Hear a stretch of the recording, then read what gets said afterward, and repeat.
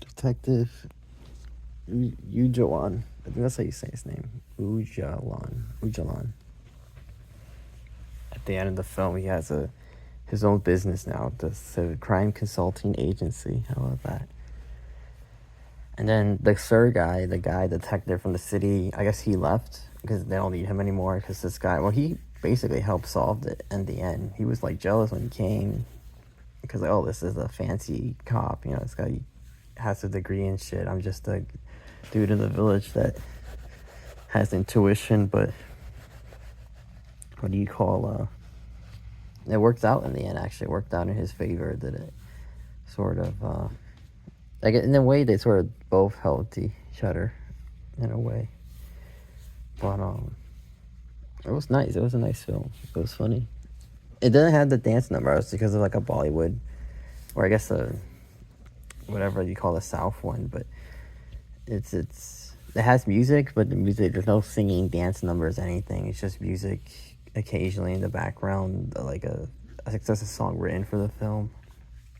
I like when he puts his head, like we have a song playing, then he puts his headphones on, and the song muffles back to his headphones. So the whole idea, like, oh, we're listening to like the music he listens to when he goes on his intuition finding sprees of finding information and whatnot. And it's also cool they do like these comic book slides in the beginning of the film, and that's supposed to be sort of a gimmick with him. Maybe like maybe it's based off a comic or something, and it's definitely gonna make a second one. It's definitely a part 2 that mentions like 2026 coming in 2026, continuation. So this is part of a series, is it? This detective guy, perhaps it's meant to be either based on a comic book or it's meant to continue on furthermore. And then the killers, so we find out the killers are just 2 abused twin brothers. That's the killers. 2 twin brothers that are abused by their father. And they're a teacher, subsequently he like leaves when he sees that he's getting beat up because he killed the pig, but then he like incapacitated their dad so they can kill their dad. So the teacher is a killer too, actually.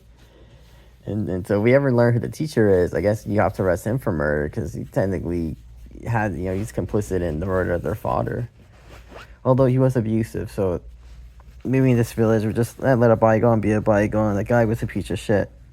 And plus it happened like really far away.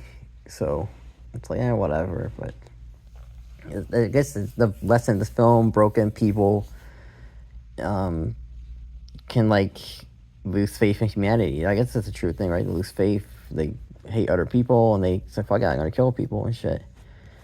I like when he says that him and the brother, they're killing guys and they finally can sleep peacefully. That's when I help them sleep peacefully. They see somebody that they think is rude. They basically like their own vigilante justice in a way. Then they can sleep peacefully. They feel at peace. They're calm. Why? Because they killed someone they perceived as being like a piece of shit human being, basically. It's kind of funny when you think about it, the whole premise of it. But yeah, I like this film. It was good, and I guess I'll see the second one whenever it comes out, 2026.